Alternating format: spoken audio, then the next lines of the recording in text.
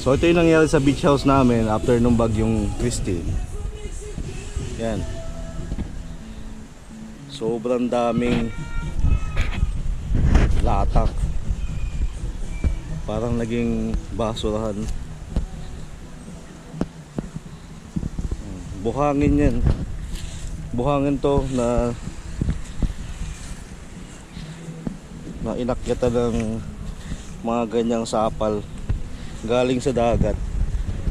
Ito yung seawall namin. Yan yung may mga kawayan na yan. Yan, may lambat dyan noon. Yung lambat wala na. Tapos nagpasukan yan yung mga parang sapal na yan. Ito yung labas.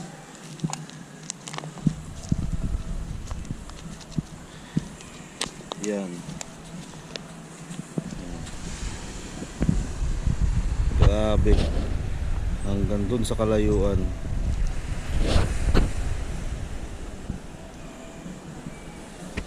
Yan, hanggang dun sa kabilang dulo namin. Ayan problema, paano namin lilinisin to.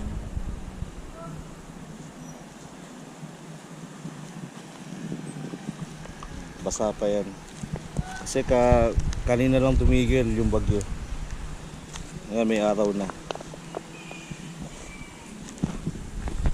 Kaya kababa tayo dito. May ano kami dito.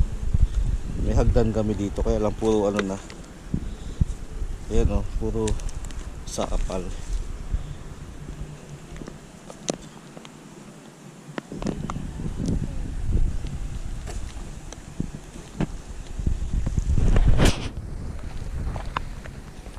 Ayan, ito yung seawall namin sa gilid. Ito yung left side ng seawall.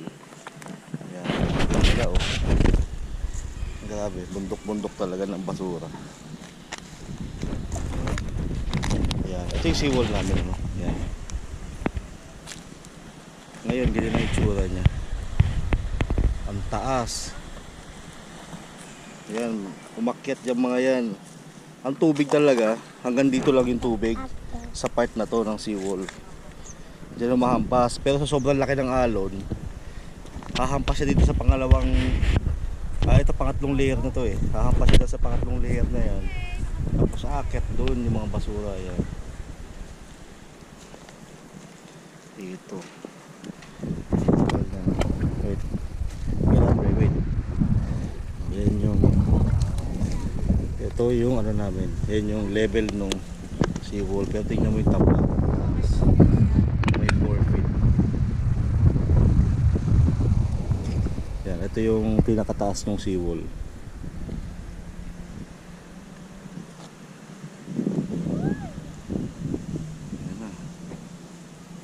Yan, ito yung aming beach ngayon. O, di ba? Ganda. Dati puro buhangin to. Ngayon, hindi mo na malaman. Halo na sa basura. Yan, ito oh. Hindi mo alam kung paano lilinisin yan. Kunin na lang yan ang dagat.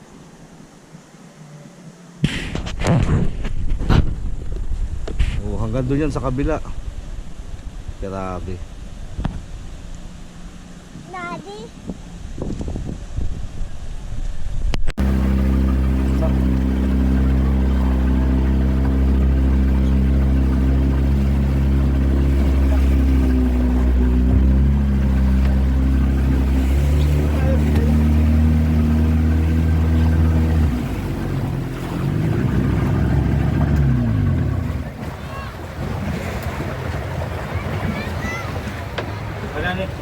Pwede. Bababa ako doon. Ikaw lang.